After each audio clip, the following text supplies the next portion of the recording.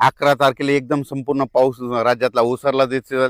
मुंबईचा देखील पावसाचा जोर ओसरणार आहे, पुण्याकडला ओसरणार आहे, नाशिकचा ओसरणार आहे, कोकणपट्टी घाटमाथ्यावरचा देखील 2 दिवसानंतर ते देखील जोर ओसरणार आहे.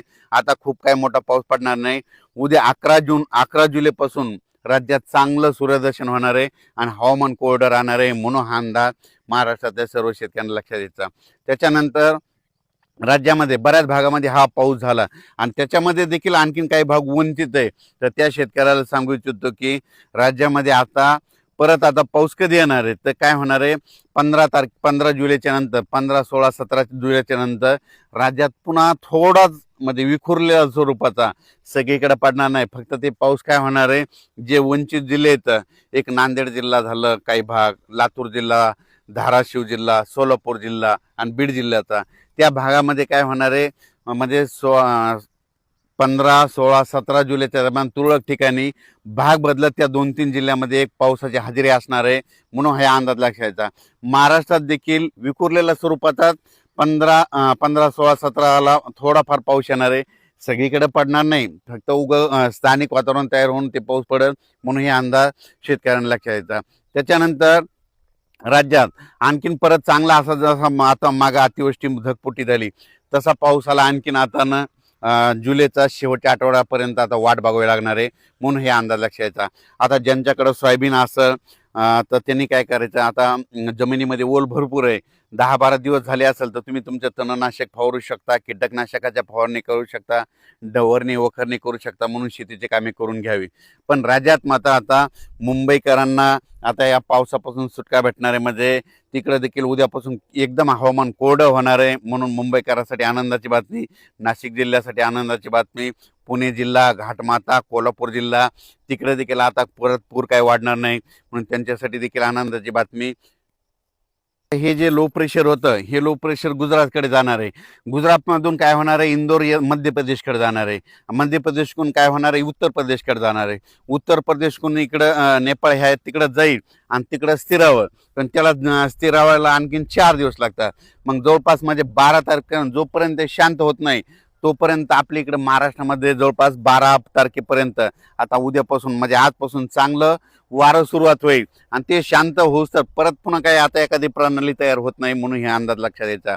म्हणजे आता राज्यात मात्र उद्या 11 तारखेपासून सगळीकडं चांगलं हवामान कोरडं राहणार आहे म्हणून हे अंदाज लक्षात द्यायचा.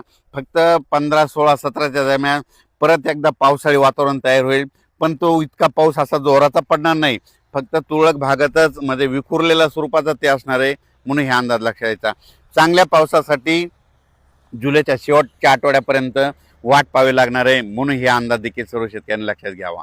सोशल मीडियातून काय व्हायला थोड्या अफवा पसरत आहेत की परत आता पाऊस येणार नाही. शेतकऱ्यांना घाबरू नका, पाऊस येणार आहे. जुलैच्या शेवटच्या आठवड्यात देखील असाच एकदम आता जसा पाऊस आला ते चांगला पाऊस येणार आहे. पण तुम्हाला एक सांगू इच्छितो, 15, 16, 17च्या दरम्यान देखील थोडाफार पाऊस असणार आहे म्हणून शेतकऱ्यांनी तुम्ही काय करा, आपण आपले शेतीचे कामे करून घ्या, तणनाशक मारून घ्या, कीटकनाशक मारून घ्या, कारण की पाऊस बिलकुल येणार आहे, दुष्काळ वगैरे काही पडणार नाही. त्याच्यानंतर आता जुलैच्या शेवटच्या आठवड्यात देखील एक चांगला मोठा पाऊस येईल, त्याचा व्हिडिओ आणखी 2-4 दिवसात देईल. पण तोपर्यंत शेतकऱ्यांनी घाबरून न जाता आपण आपल्या शेतीचे कामे करून घ्या, फवारण्या करून घ्या, डवरणी करून घ्या, वखरणी करून घ्या म्हणून हे सर्व शेतकऱ्याला सांगू इच्छितो.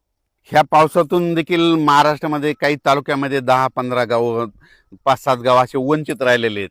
सोलापूर जिल्ह्यातले, लातूर जिल्ह्यातले, बीड जिल्ह्यातले, तिकडं नांदेड जिल्ह्यातले, परभणी जिल्ह्यातले, पालम ह्या परिसरातले त्या भागातल्या शेतकऱ्याला सांगू इच्छितो, आज देखील म्हणजे आज 9 जुलै, 10 आणि 11 ह्या 3 दिवसात देखील काय होणार आहे, विखुरलेल्या स्वरूपाचा पाऊस पडणं तुम्हाला पडू शकतो म्हणून हे अंदाज लक्षात घ्यायचा.